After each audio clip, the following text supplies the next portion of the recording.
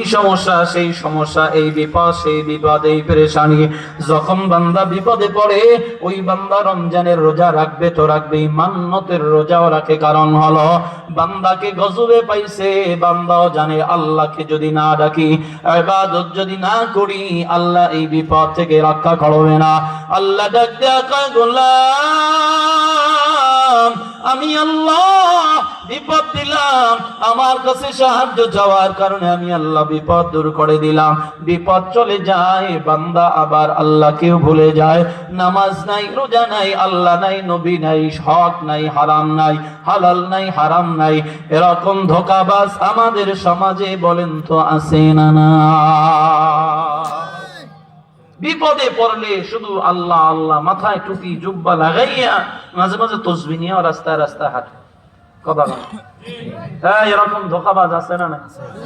আবার ইবাদত শেষ হয়ে গেল কখন বলে বান্দার বিপদ যখন চলে গেল, বিপদ শেষ তো ইবাদত শেষ।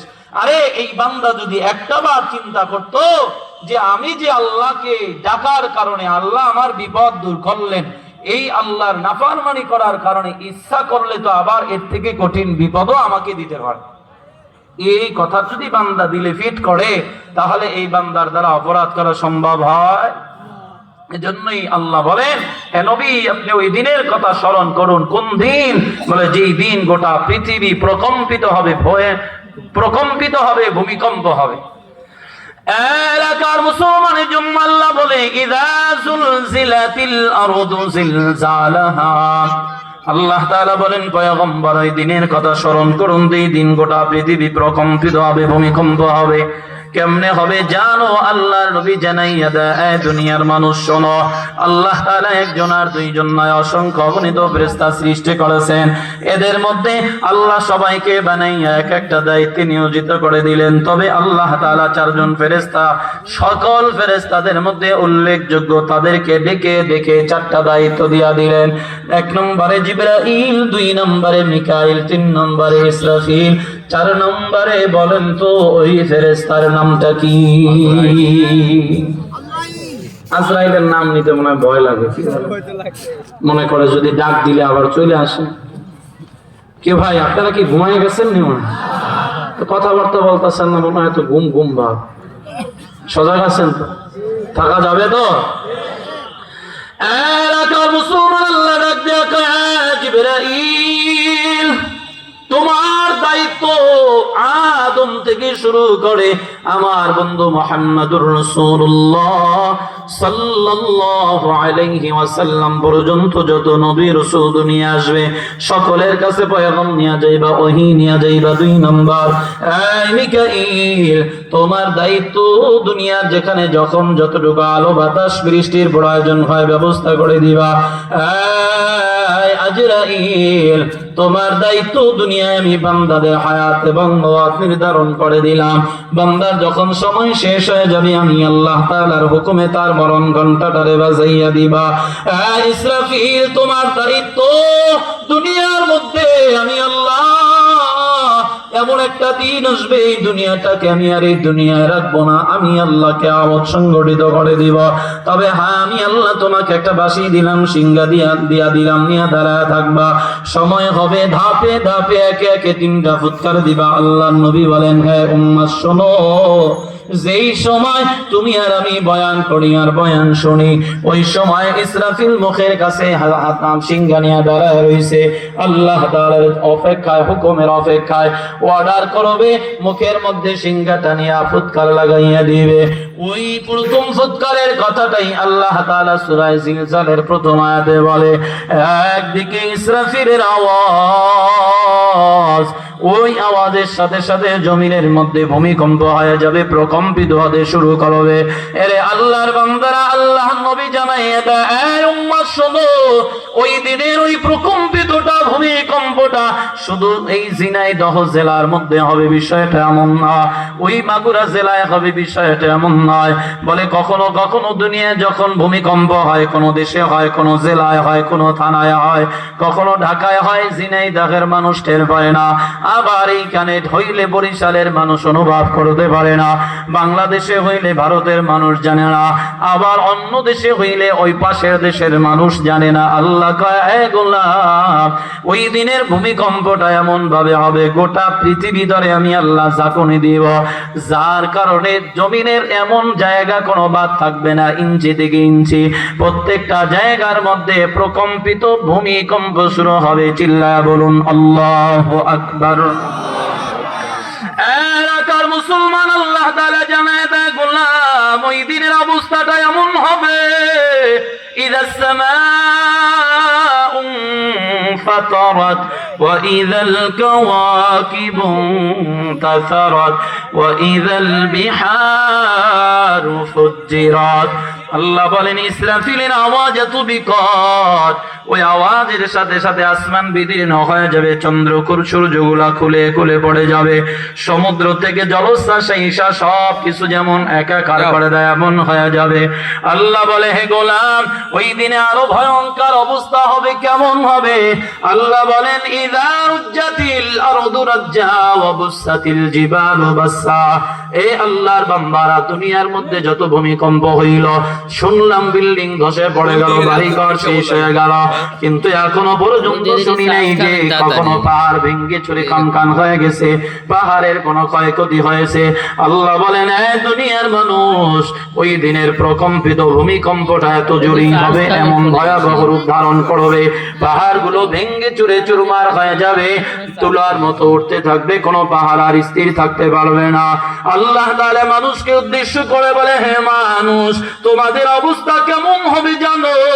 ফাইদা বারিকাল বাসার ওয়া খাসাফাল কমার ওয়া জুমিআশ শামসু ওয়াল কমার ইয়াকুলুল ইনসানু ইয়াওমাইযিন আইনাল মাফার। আল্লাহ বলেন, এ গোলাম, ইসরাফিলের আওয়াজটা তো বিকট হবে, এত ভয়ঙ্কর হবে, এত ভয়ঙ্কর রূপ ধারণ করবে, আওয়াজের সাথে সাথে মানুষের চোখগুলা অন্ধ হয়ে যাবে, সানা পড়ে যাবে, কোনো মানুষ চোখে দেখবে না। আল্লাহ বলেন, হে দুনিয়ার মানুষ, দেখবি বা কেমনে? চন্দ্র সূর্য একাকার হয়ে যাবে, আলো দিতে পারবে না। ইয়াকুলুল ইনসানু ইয়াওমাইযিন আইনাল মাফার। মানুষগুলা পালানোর জন্য চেষ্টা করবে, ভেগে যাওয়ার জন্য চেষ্টা করবে, এদিক সেদিক দৌড়াদৌড়ি করবে, আর বলবে পালানোর জায়গা নাই, ভেগে যাওয়ারও সুযোগ নাই। কারণ হলো, যেখানেই যাই সেখানেই একই হালাত। কি ভয় লাগে? কথা বলে, ভয় লাগেনি? কার ভয়? ইসরাফিলের ফুৎকারের এই আওয়াজটাকে ভয় করা মানে কারে ভয় করা? আরে কথার কথা মনে করেন, এই ইসরাফিলের ফুৎকার যদি এখন শুরু হয়ে যায়, কিয়ামত কখন হবে কেউ জানেন না। আমরা তো মনে করি আমাদের যুগ পার হবে, এরপরে ছেলে সন্তানের জীবন যাবে, ভবিষ্যৎ প্রজন্মে আসবে, কিয়ামত হইতে এখনো দেরি আছে। আল্লাহ চাইলে তো এখনো ইসরাফিলকে ফুৎকার দেওয়ার জন্য অনুমতি দিতে পারেন। কিয়ামত কখন হবে এই জ্ঞান আল্লাহ ছাড়া কারো কাছে নেই।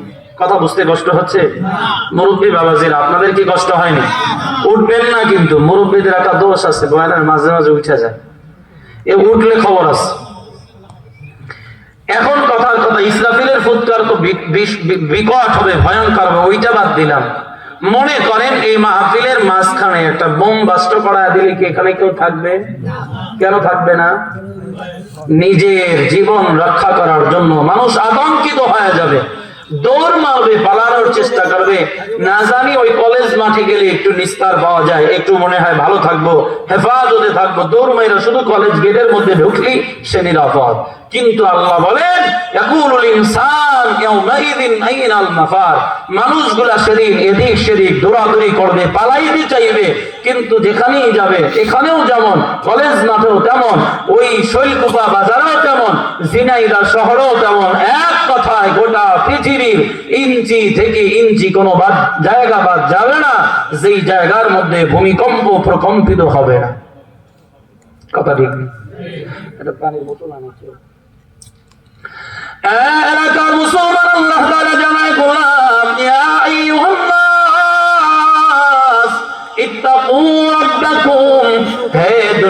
মানুষরা তোমরা তোমাদের রবকে ভয় করো। কেমনে ভয় করো বা জানো? আল্লাহ বলেন ইন্না জালজালাতাস সাআতি শাইউন আযীম। আল্লাহ বলে ওই জালজালা দিনটাকে ভয় করো, তাহলে আল্লাহকে ভয় করা হয়ে যাবে।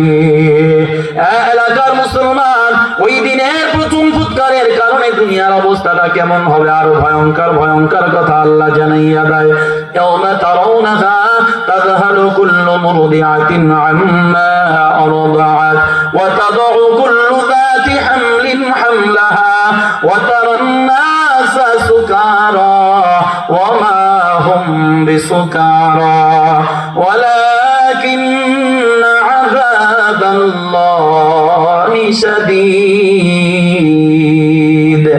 আল্লাহ তাআলা বলেন এই দুনিয়ার মানুষ ওই দিনে এমন ভয়ঙ্কর অবস্থা তৈরি হয়ে যাবে, ইসরাফিলের আওয়াজ যখন দুনিয়ার মধ্যে বাজতে শুরু করবে, ওই সময় দুনিয়ার মধ্যে মা জাতি যারা থাকবেন, যাদের কোলের মধ্যে দুগ্ধ পান করানো বাচ্চা থাকবে, মা বড় আদর করে যত্ন করে কোলের বাচ্চাটাকে দুগ্ধ পান করাবে।